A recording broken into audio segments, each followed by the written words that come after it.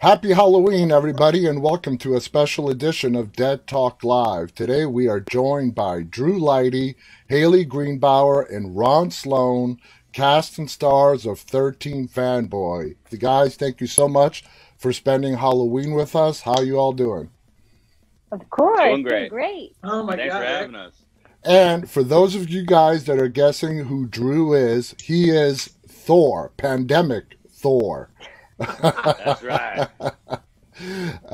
So I think that costume is great. Exactly. Woo! Guys, thank you so much. So, like I said, thank you so much for spending Halloween with us. And let's just get started right away. You guys all appear in Deborah Voorhees' 13 Fanboy.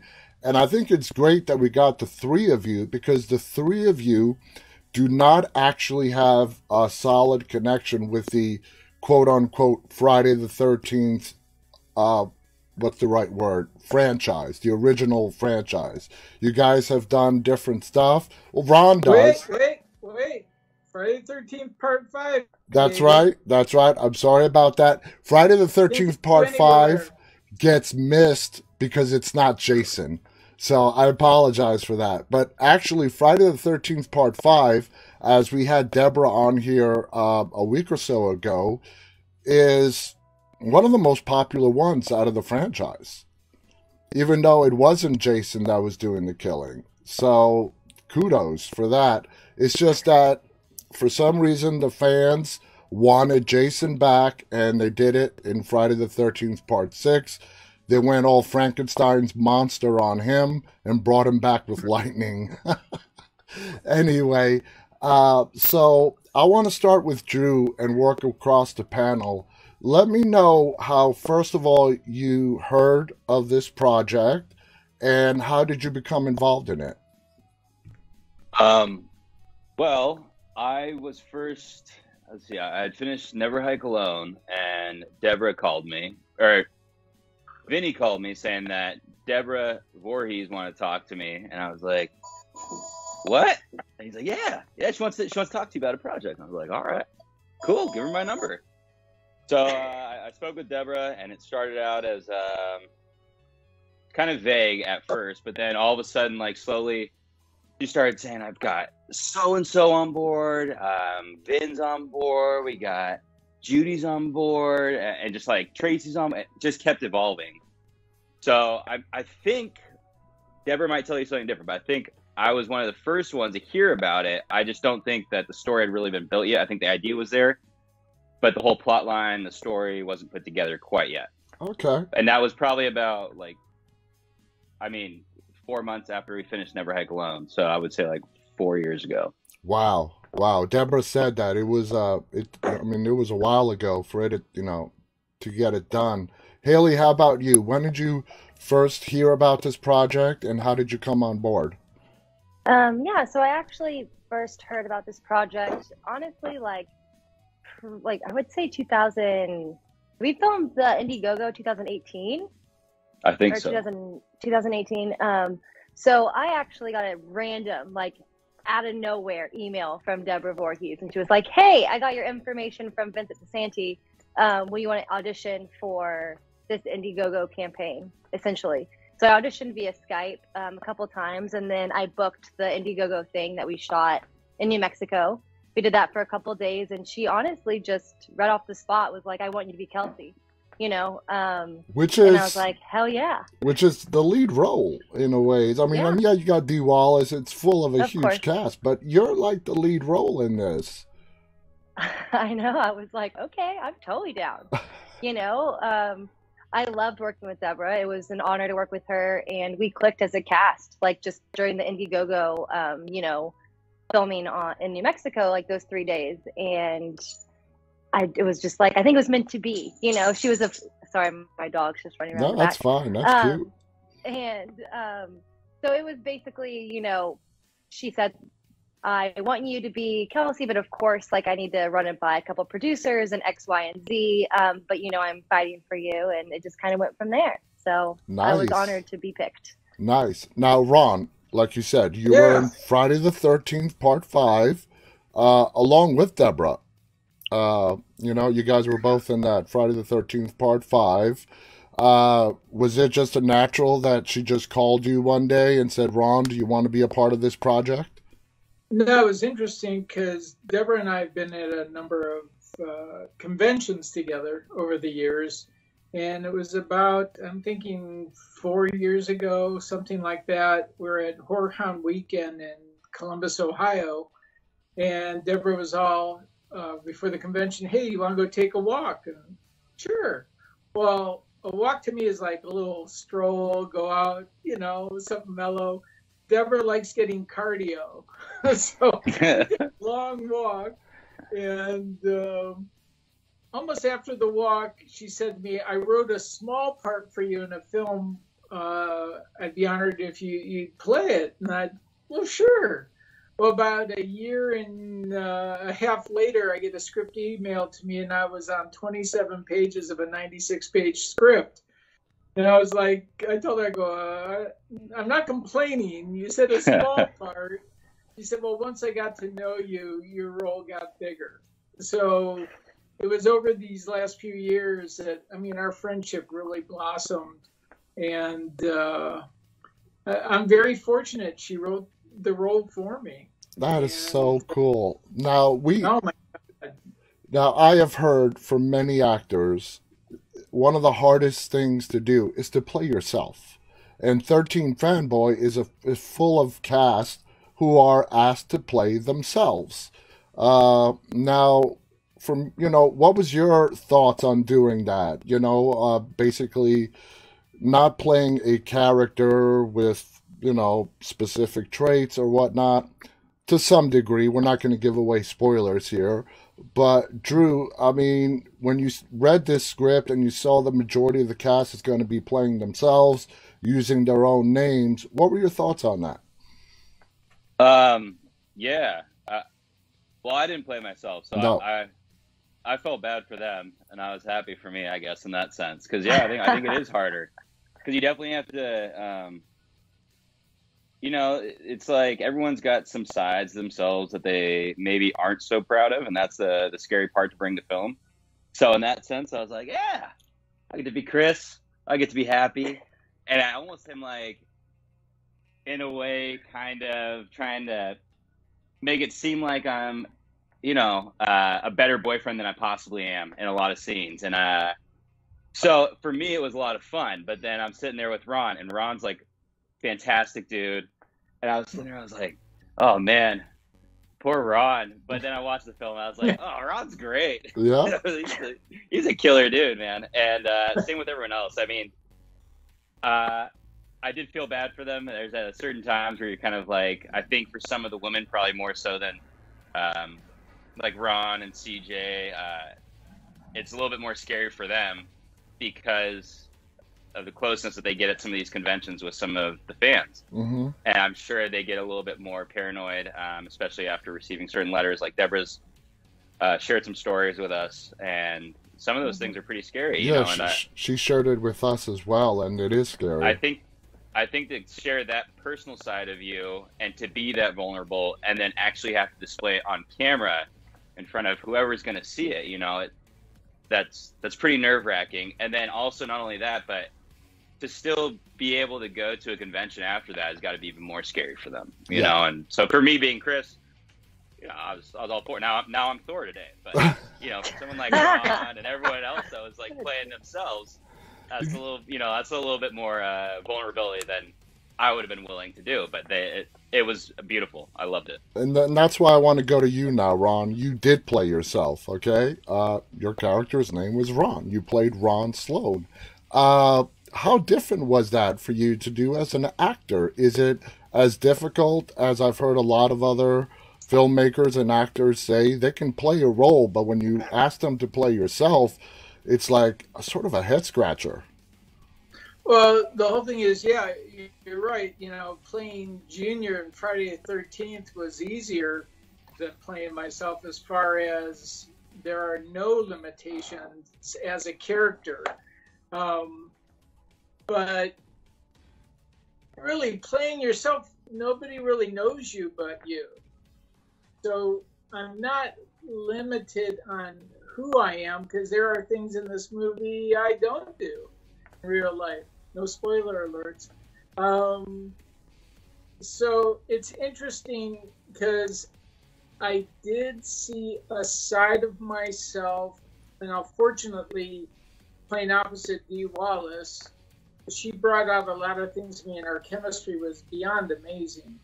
Um, there was a side of myself that I hadn't really seen because my buttons have never really been pushed that hard before.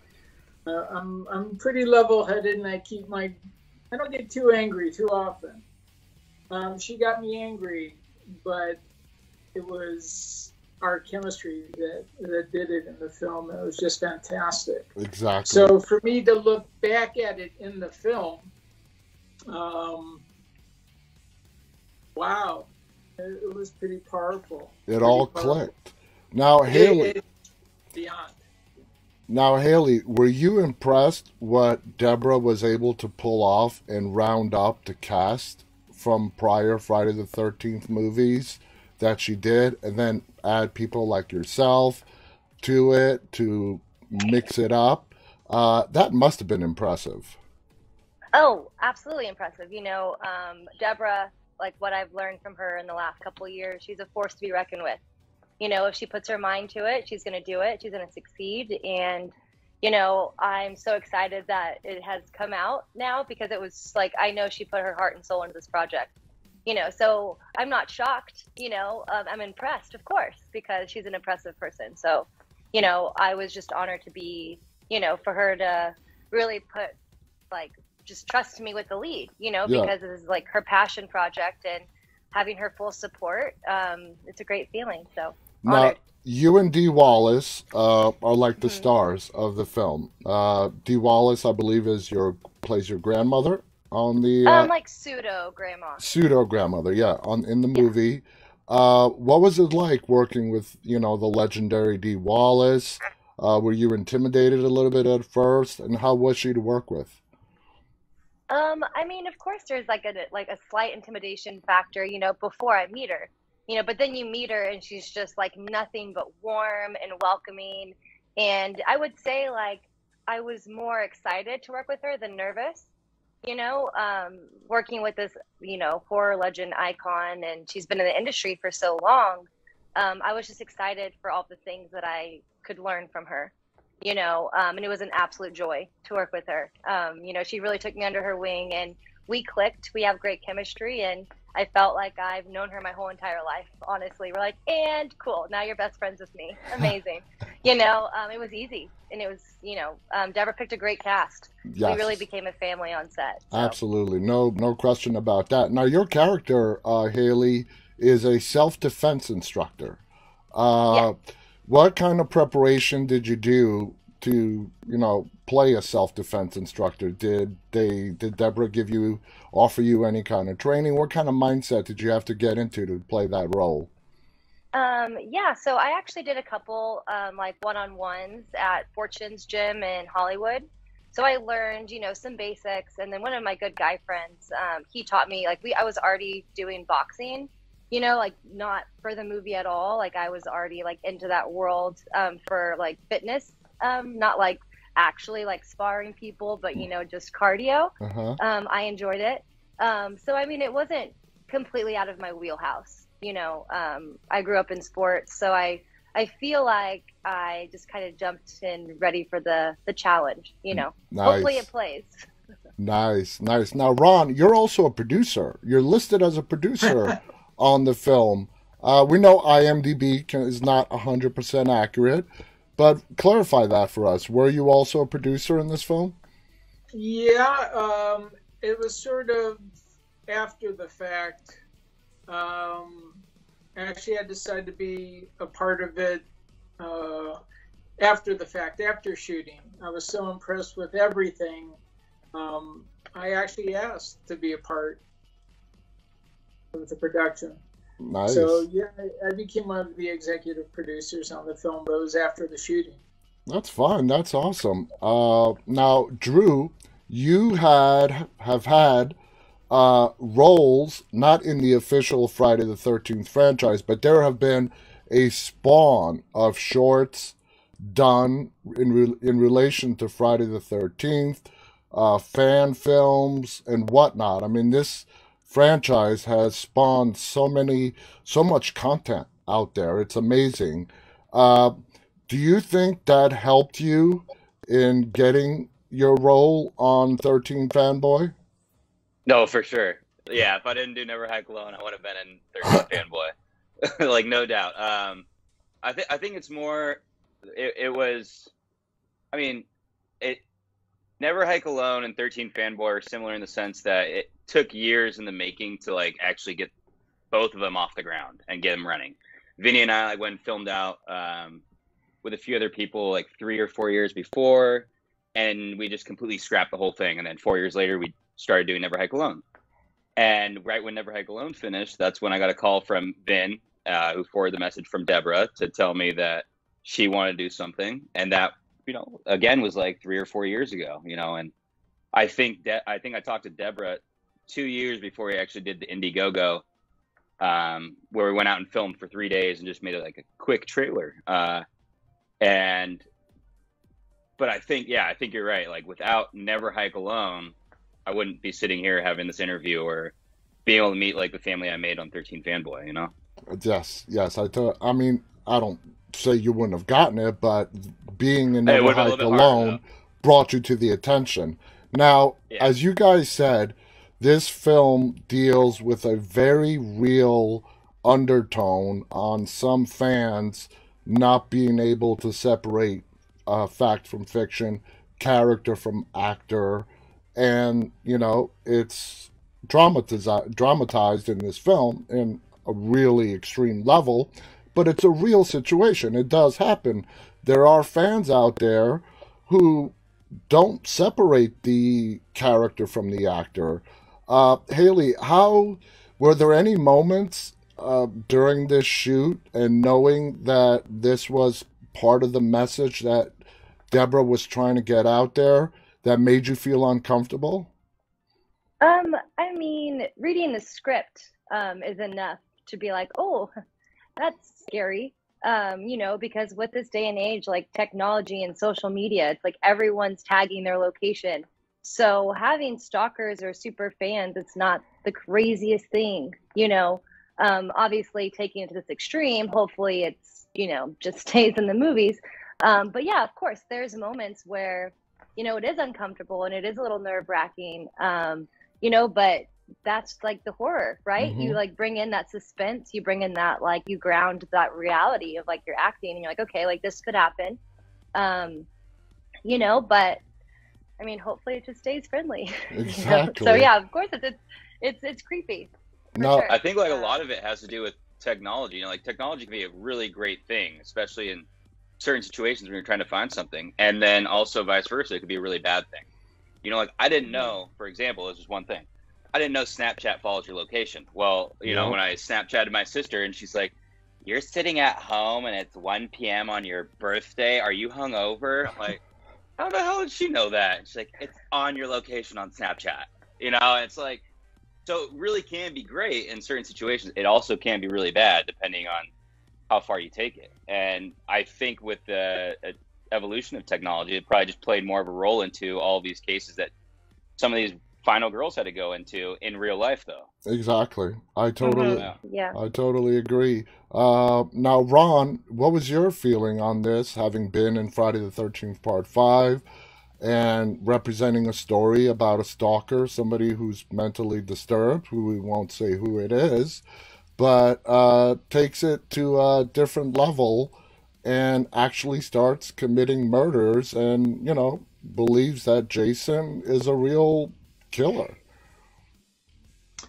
Well, it's interesting because my very first convention, like 16 years ago,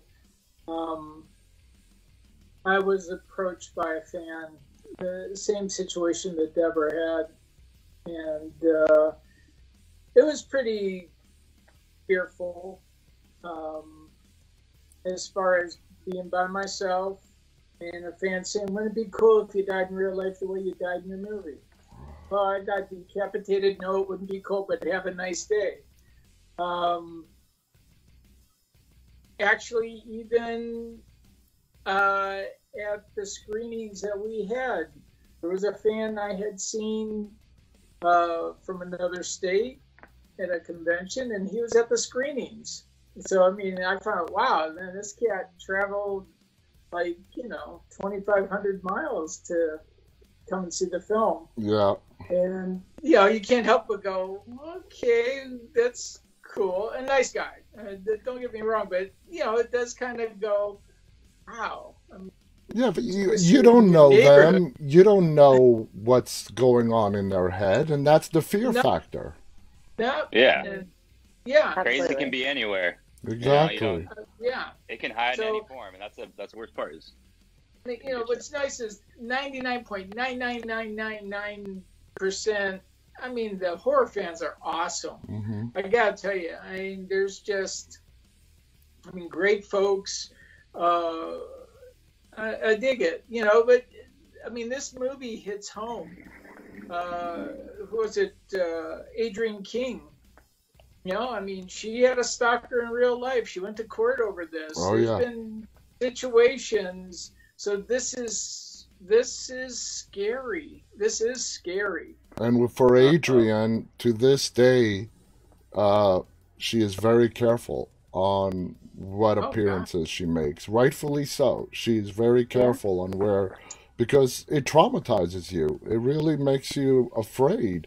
Now, moving on, Hayley and Drew, you guys were not a part of the official franchise. When you guys came into this movie and being surrounded by cast members that were in prior Friday the 13th movies, did you guys sort of like bond, as sort of when you first came on set? Were you kind of feeling like the outsiders? And then eventually everyone embraced you and brought you into the family.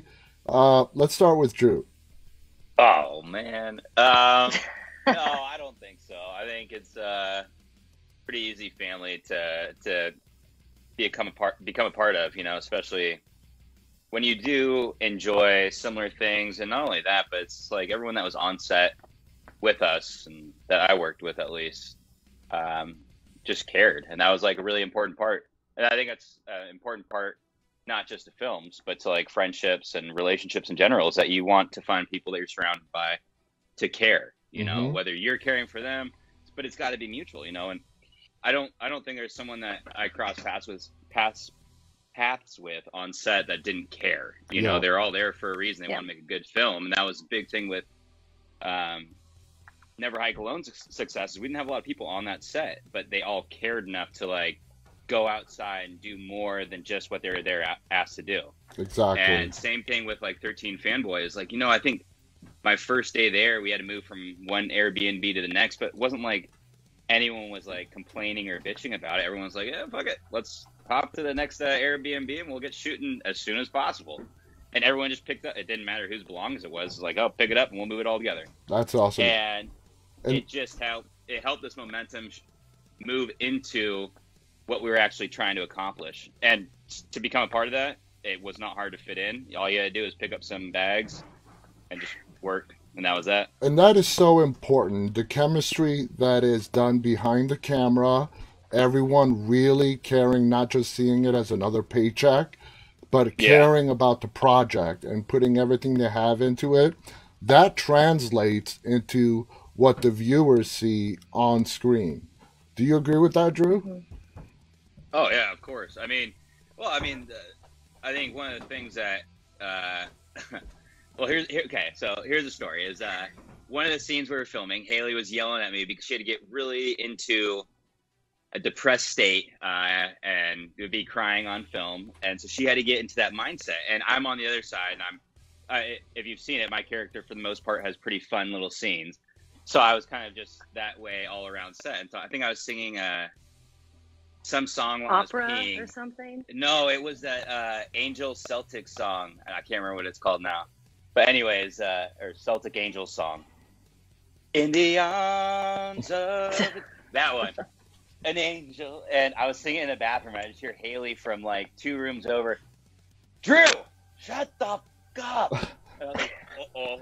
You know, but at the same time, like, there's a mindset for everyone, and the production level is, it's like, you don't want to waste a second of production's time. Yeah. And I think that's the cool part, too, is that we're able to sit there and banner out these moments and, like, really get into it. And, like, what Ron was saying with D is, like, yeah, there's times where, like, they went at it, but at the same time, that's how, like, close we all were, is that we were able to do that, and then you flip the script, and the next scene might be, like, something completely different. We were able to do that just as well. You know? Nice. So I agree with that, like how close we were. Now, Hayley, how about you? Was there any kind of intimidation factor coming into a cast of former Friday the 13th members? I mean, more excitement, honestly. I remember, like, really shortly after meeting everybody, I remember Ron was like, oh, like, tell me about all the conventions and, like, the experience. And he's like, well, you know, you're part of the family now. Like, and that's really how I was welcomed into the movie, into the cast. And I didn't feel like I was an outsider at all. You know, it's just very much like, hey, like, you know, Deborah speaks very highly of you. And we all just had like a pizza night kind of like before like the first day of shooting, you know. What? And we all just got oh, you weren't there, I don't think. Sorry. Oh, thanks. The invitation must have gotten lost in the mail. Yeah. Something like I that. saved you a slice, Drew. I saved you a slice. I still have it. It was more of like Give a it on potluck, over. Drew. The food was great. Just kidding. I like food too. I But like yeah, pizza and food. it wasn't intimidating. It wasn't like any sort of like, oh, like you were never in a Jason film. It was like, you ready to do this project? Welcome. Let's, like, you know, work our asses off and make a really cool film. Yeah. You know, and that's kind of how it was, you know, the whole entire time. So Nice. we got lucky. Now, Ron, the film came out October 22nd, if I'm correct. That's 9 days ago. It's still brand new. But what are the reactions you were hearing from the fans, if you're getting any so far, on what they think about the film? Well, so far, at least personally, everything's been really positive. I mean, I really feel like we hit a home run. You know, I haven't really seen any negativity towards this. I think the horror community has been kind of starving for something like this, especially with the Friday the 13th folks, because of the whole lawsuit and everything over Friday the 13th and all that. So this was a pretty good, tasty morsel for them. Yeah, no, you know, I've only read maybe 5 or 6 reviews. I've had a lot of whether instant messages or things on Facebook, just all positive. I mean, and it made me feel good. And you're right. You know, it's hard to see yourself, you know, and judge. I mean, I'm happy with how the film came out. I'm happy. I mean, and a strong cast.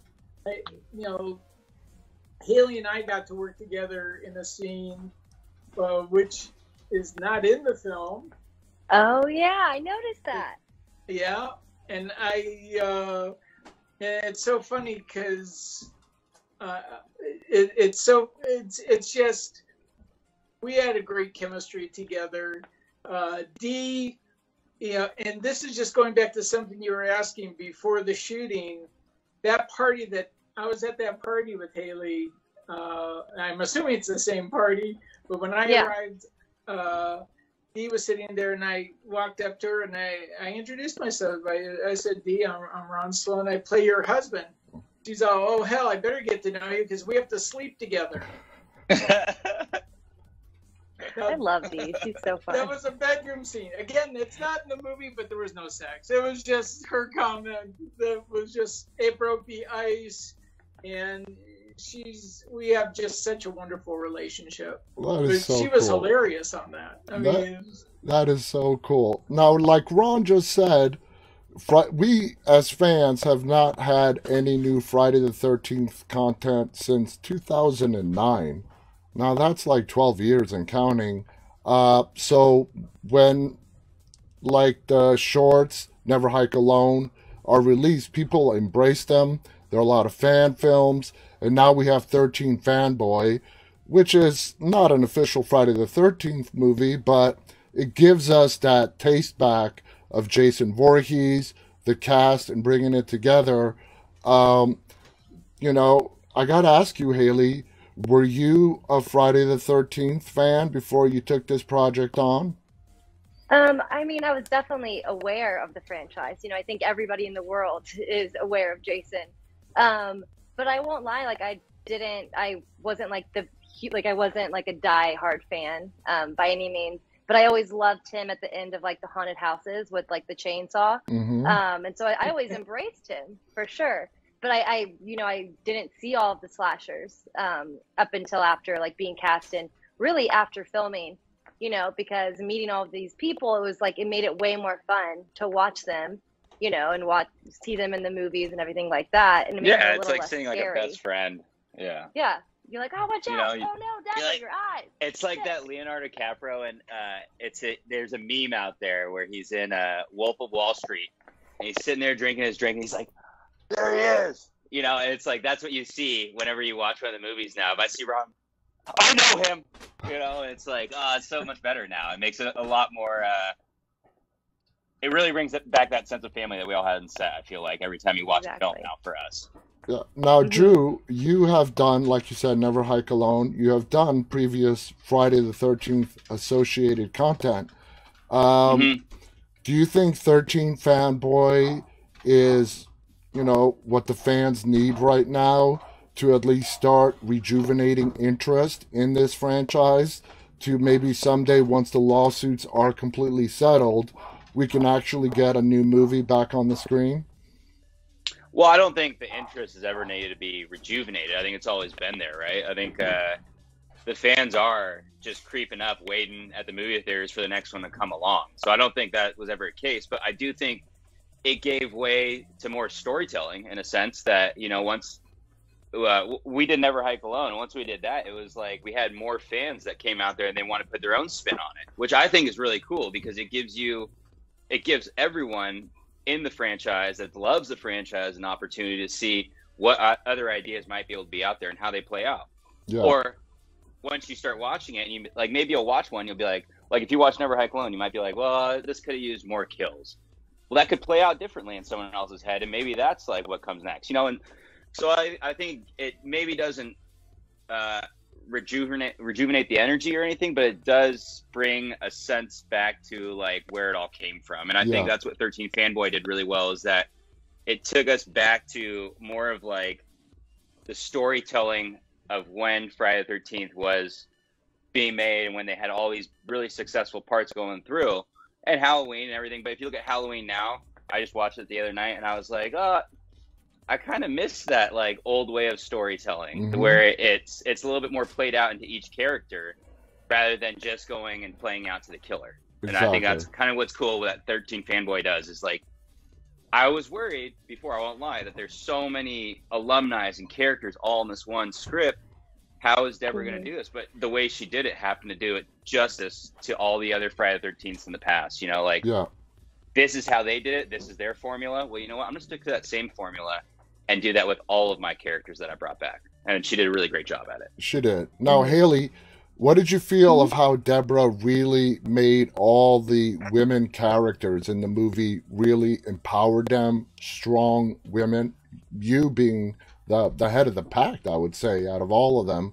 What did you think of that aspect?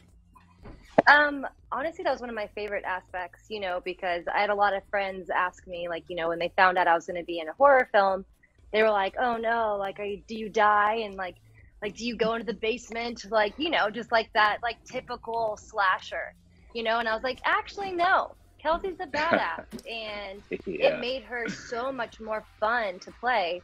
And, you know, I feel like Kelsey truly has so many different layers with her, like, honestly, PTSD and her trauma and everything that she has going on in her life. Kelsey doesn't run, you know, she gets pissed off and she, you know, and she goes. And but she like stands up. Yeah, it's like, I'm not gonna leave. Like, you're out of your goddamn mind. you know.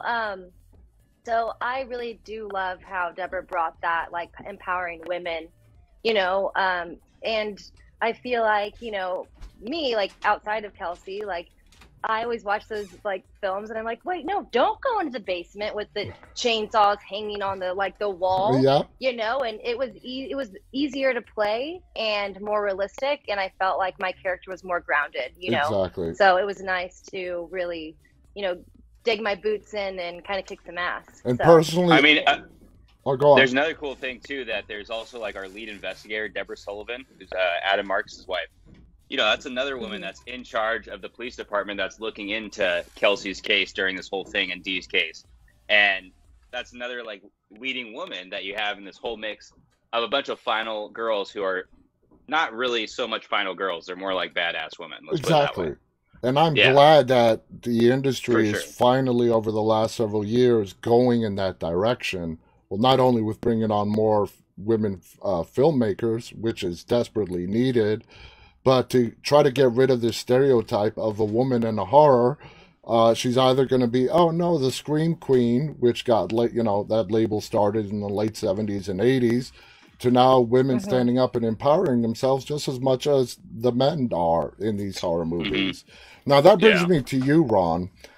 You have been doing horror for a long time. Now, from like Friday the 13th Part 5 to 13 Fanboy, what are some of the biggest changes that you have noticed in this genre?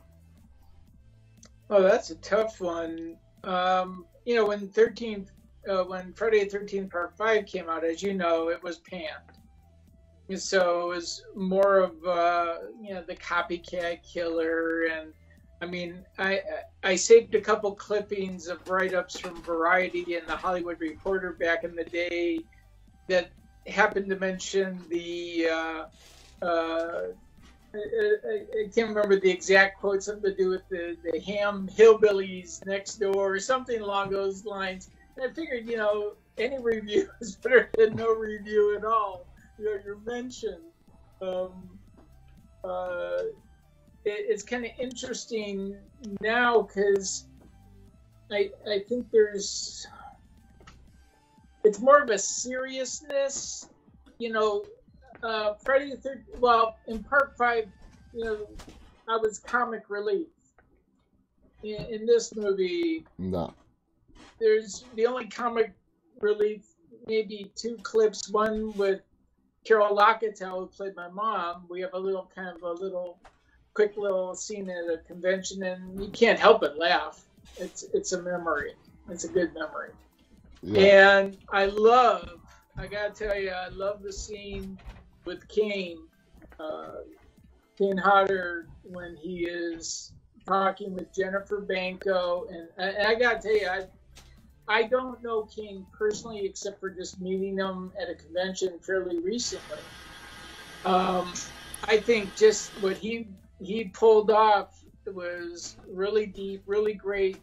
And I loved, not to give any spoiler, but geez, he's talking to Jennifer, and she's crying and yelling, and he's all, hey, you don't have to yell, I'm right here. I mean, it's funny. It broke up this heavy energy, and it really showed a really delicious, emotional part of Kane. And, as you guys know, Kane was Jason. For a long time. Yeah. So to see the human side, he's awesome. And Jennifer did a great job. As well, yeah, absolutely. I met Kane like back in the 90s at a convention, right after, when he started appearing as Jason. And he is a very busy guy. He's coming out with movie after movie. And not only did Deborah bring Kane, she brought C.J. Graham, who played Jason in Part 6. I met CJ for the first time this past May. Now, both these guys are big guys, okay? You do not want to mess with them.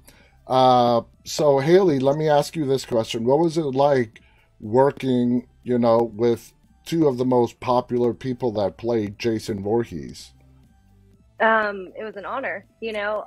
To be honest, though, I actually never met Kane because we had different shooting schedules. I was in New Mexico, but like we just didn't cross paths, unfortunately.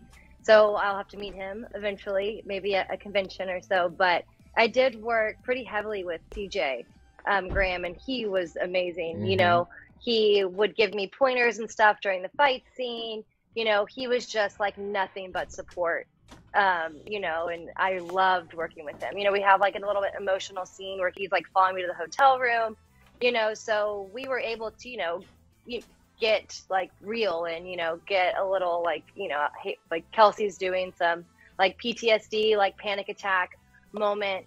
And, you know, it was great to work with someone who, you know, he wasn't singing in the background, Andrew, you know, but it was great. You know, he was a joy to work with, truly. And I hope I get to see him, you know, hopefully we get to all work together again, because that would be the dream.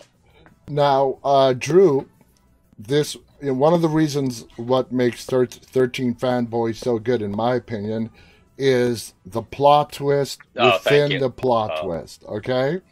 Now, of course, we're not giving away any spoilers, but when you first read the script and you got to the third act, what do you think of Deborah's plot twist?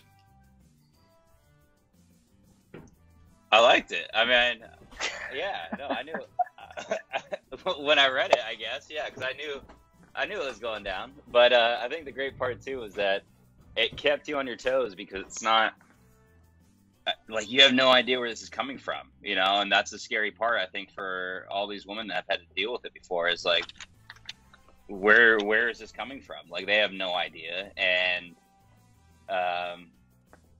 so I guess in that third act, you know, it does solidify it a little bit, but then at the same time, you know, if you're being aware of everything in life, like that's just one perpetrator that you're like stopping, but there's definitely got to be more people like this one person out there, you know, and that's a scary part. And I think that's a scary part for a lot of people that are going through these things, because it's not just the final girls, but, you know, women in general got to deal with this.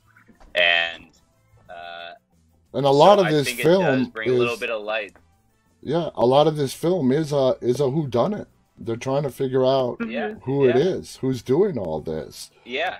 And, you know, and you're putting your feelers out there to figure it out, but at the same time, when you're in the audience and you're watching it, or you're reading it too, like, you're sitting there, you're like, he's sketchy. He's sketchy.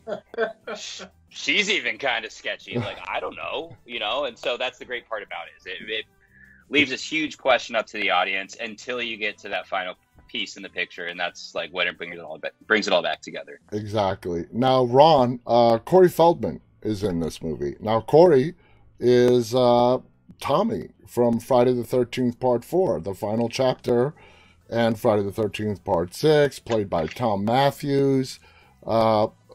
Very popular character in the franchise. What did you think about Corey Feldman being in 13 Fanboy, but not playing himself?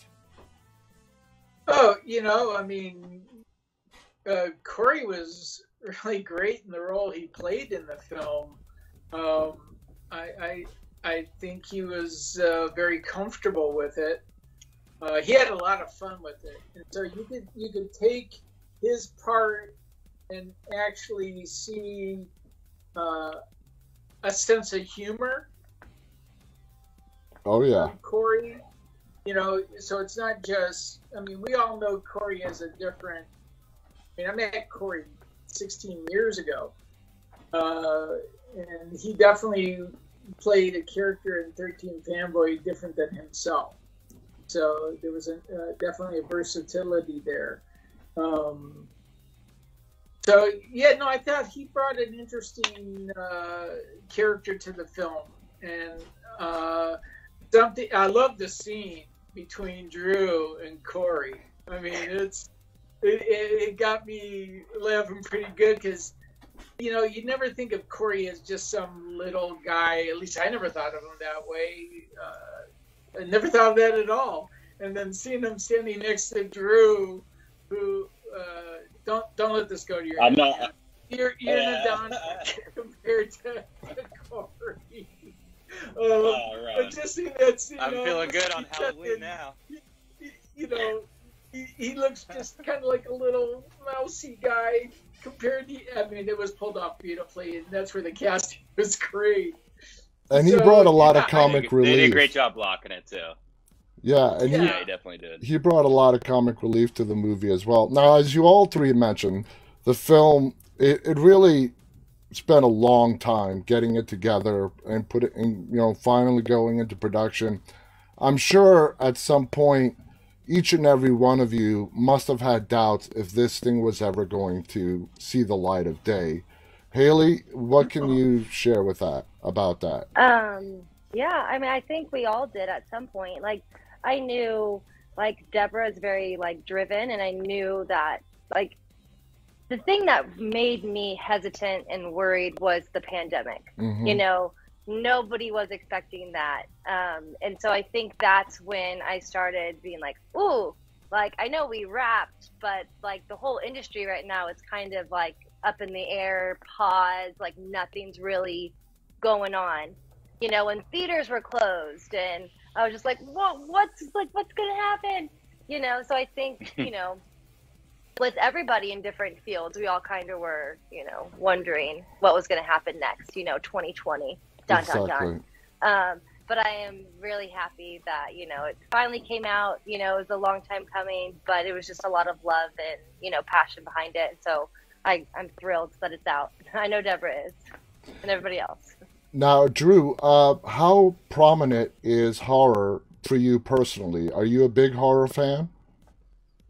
Oh, I love it. But like, I think horror's got so many mini genres in it that it's kind of hard to say that I'm like a true horror fan, because I don't love all the different genres. Neither do I.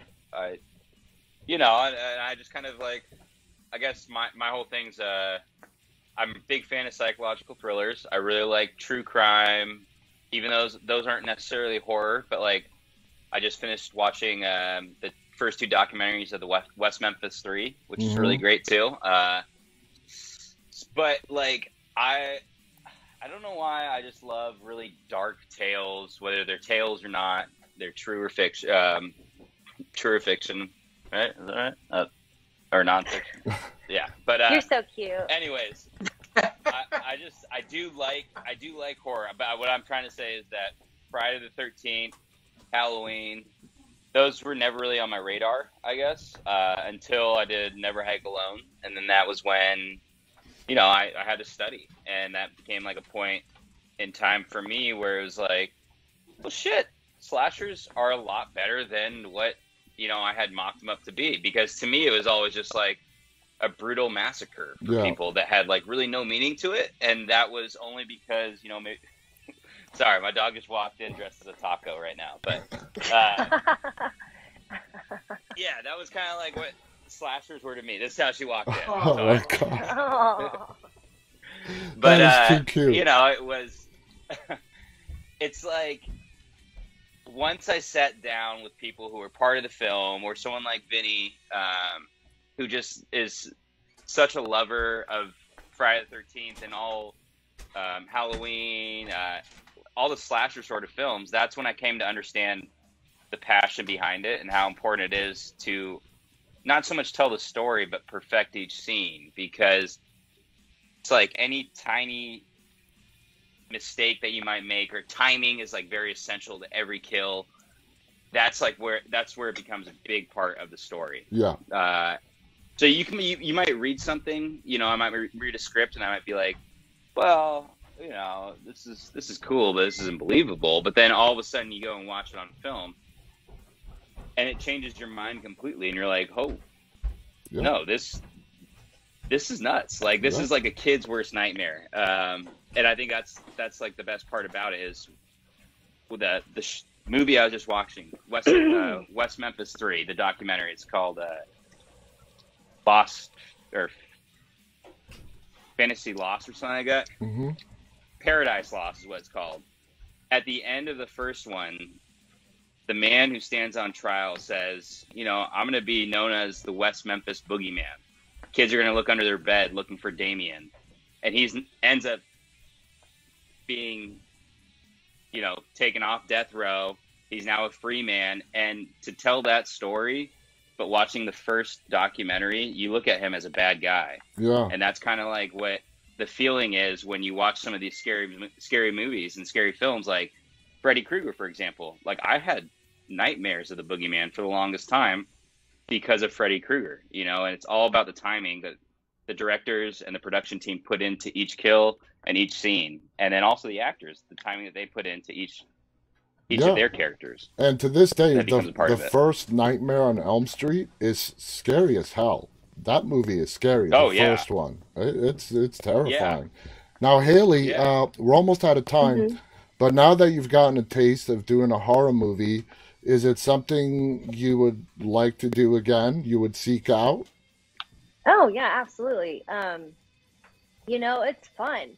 Like, I loved watching the special effects artist, it's art, you know what I mean? And just like seeing what they do behind the scenes too, because I was like, the house we were staying at, like the special effects makeup artist was like staying with us. And so she was like prepping it the night before, prepping like the weapons and everything. And I was like, this is so cool. Like I've never been around anything like that. Like, I've did like some like college, horror film where they would just kind of like throw blood on me as I was stabbing. But like, I've never had like the tubes and the dummies and everything else, and like it was cool, and I would definitely be open to doing more horror films, of course. I hear the fans are passionate and loyal, and I think those are two great qualities to have in a fan base. Horror fans are the best. They are the best. They are loyal. Be more excited for it.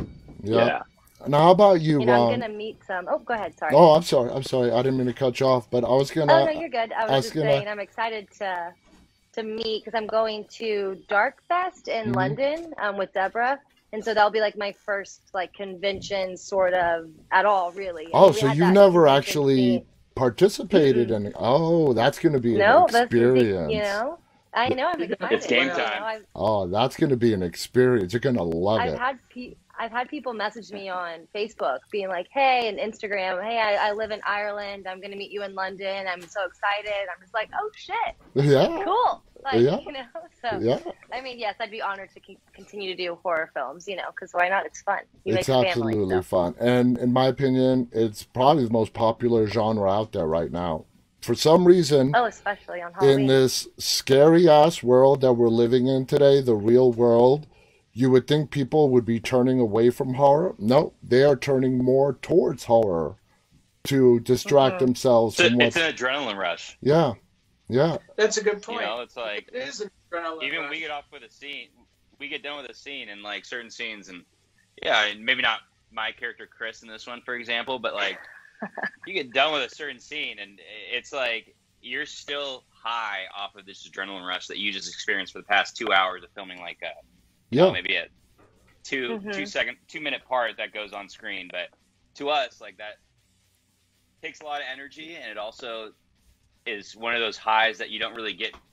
You only get it naturally. Yeah. And so to be able to take that and then go into the next day or something like that, and then to see the audiences react to it, it means a lot more once you get that reaction than it does actually in the moment, maybe. Exactly. It's worth it. That's actually the fun part, like going to the screenings this last weekend. The audience's reaction. That's I love hearing, whether it's screams or oh no, that's just the good stuff. It puts all the work that you put into it. It makes it worth it, to bring that entertainment to the fans. Guys, we're out of time. I want to thank you all so much. For our viewers, please check it out. The movie is called 13 Fanboy. It's available on every major transactional platform like Amazon, Vudu. What, 4? Is that what you're saying? Apple TV. Yeah. Oh, that's 1-3. 13 Fanboy. 13 Fanboy. Can't name it. It's it's on Amazon. It's on Apple TV. It's on Vudu. Anywhere you normally rent buy movies, it's available. You won't be disappointed, especially if you're a fan of the Friday the 13th franchise. This is awesome. It has a great plot twist. that one day I'll be able to talk about with the cast here. But, you know, who knows? I so want to say, but I can't. You were that. Yeah, yeah. All right, guys. I'm sorry to we see can review. Why don't we do this? We can all come back. We can do like a commentary Yeah. on the movie, and then have a Q&A after. So that way, we've watched it all, and then do the Q&A after, and we all talk about it. That sounds awesome. In fact, that's how I watched it with my team. Deborah was nice enough to get me a screener, and I held a watch party with my team. And we all watched it together. And that was pretty fun. It was pretty awesome. I want to thank you guys again so much for doing this. Enjoy your Halloween. Of course. Thank you. I hope the movies... Thank you so much. I see no reason why this movie's not going to be a big hit. It's only been out for 9 days. As word of mouth spreads, it's going to gain more and more momentum. It's going to be a big hit. Congratulations to all three of you. And I definitely hope to talk to you guys again. Thank you. I want to thank our audience for tuning in today. Enjoy your Halloween. Enjoy the rest of your weekend, guys. Thank you to Drew Leighty, Hayley Greenbauer, and Ron Sloan. Everybody. Thanks so much for having us. Oh, it is my pleasure. Thank you so much, man. My That was pleasure. awesome. My Happy pleasure. Halloween. And stay safe. Halloween. And guys, stay walking. Till next time. Bye.